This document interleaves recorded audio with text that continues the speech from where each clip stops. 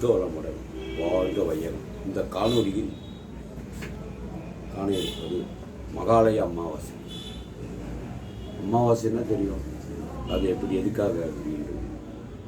அமாவாசைன்னா முன்னோர்களுக்கு இது காக்கைக்கு சாதம் வைத்து பண்ணுறது அமாவாசை. அதில் முக்கியம் மகாலய அமாவாசை என்றால் என்ன, ஆடி அமாவாசை என்றால் என்ன, தை அமாவாசை. இந்த 3 அமாவாசைகள் உலகத்திலே கொண்டாடப்படுகிறது.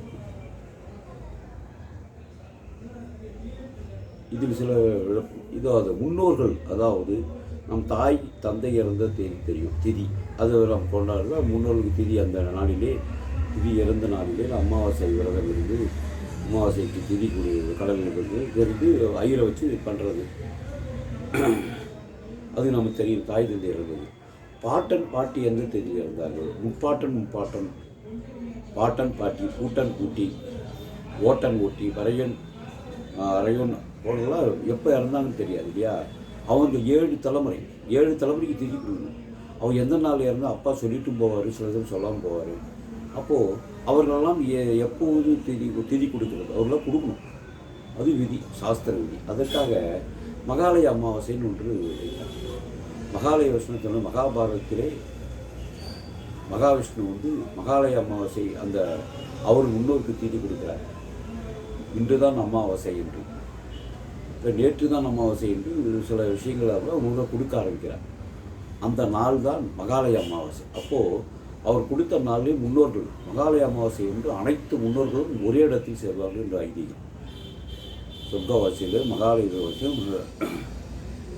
சேர்வார்கள், வைகுண்டத்திலே சேர்வார்கள் என்று கணக்கு. அப்போது வைகுண்டத்தில் சேர்ந்தவர்களை அவர்கள் நேராக அது வைகுண்ட அமாவாசை அந்த வைகுண்டத்துக்கு சேர்வார்கள், வைகுண்ட சேர்வார்கள். அந்த முன்னோர்களுக்கு திதி கொடுப்பது தான் இந்த மகாலய அமாவாசை என்று சொல்லப்படுகிறது. ஆடி அமாவாசை அப்படின்னா அது தெரியும். ஆடி அமாவாசைன்னா தாய் மாறி, அதாவது தாய் வழி பாட்டன் பாட்டி, தாய் வழி பாட்டன் பாட்டி அவள் இறந்துட்டா அவங்கள முன்னோர்களுக்காக ஒரு திதி கொடுப்பது பாட்டன், தாய் வழி பாட்டன் பாட்டி, கூட்டன் கூட்டி, ஓட்டன் ஓட்டி, சேயோன் சேயி, பறையோன் இவர்களுக்கு கொடுப்பது ஆடி அமாவாசை.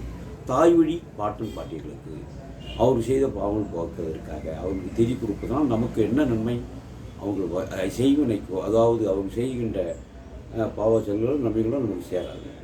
திதி கொடுத்தா அது ஒரு சாத்ம சாந்தி அடையும். தை அமாவாசைங்கிறது அது தந்தை வழி பாட்டன் பாட்டி, அவங்க அப்பா அம்மா இப்படி அவங்களுக்குடைய வகைகளாக கொடுத்து நம்ம திதி கொடுக்குறது. தந்தை வழி பாட்டன் பாட்டி, கூட்டன் கூட்டி, ஓட்டன் ஓட்டி, சேயோன் செய்ய, பறையோன் இவர்களுக்கு கொடுத்து தந்தை வழி. தை அமாவாசை மிக சிறப்பு. இதுதான் இது. இந்த 2 திதிகளும் கொடுக்க முடியாது. சரி, தாய் வழி பாட்டன் பாட்டி, தந்தை வழி தாய் வழி பாட்டன் பாட்டி இவர்களுக்கு தாய் வழிக்கு ஆடி அமாவாசை, தந்தை வழிக்கு தை அமாவாசை.